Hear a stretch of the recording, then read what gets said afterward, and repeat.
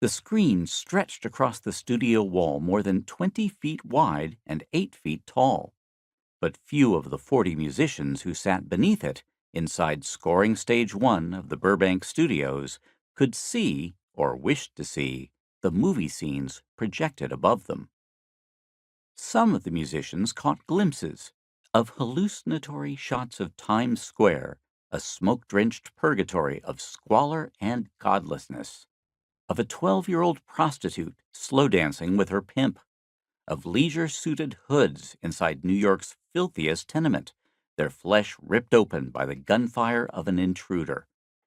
The killer is a pale man with a mohawk, dressed in camouflage, an arsenal of weapons strapped to his rail-thin body.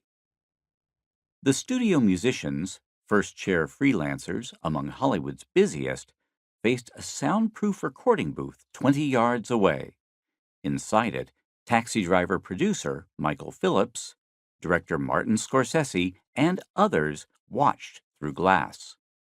During the 2 days it took to record his film's score, December 22nd and 23rd, 1975, Scorsese's eyes shifted quickly between screen and orchestra.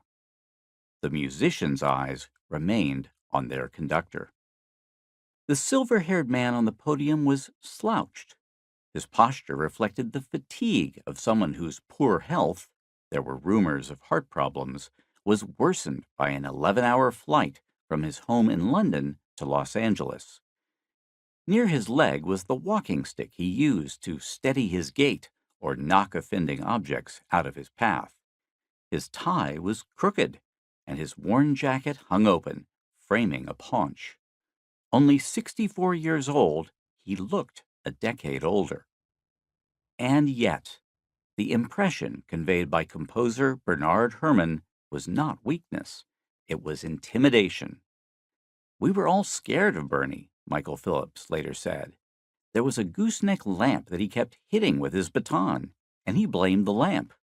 At one point, he quit and threw his baton into the orchestra." It wasn't his first outburst.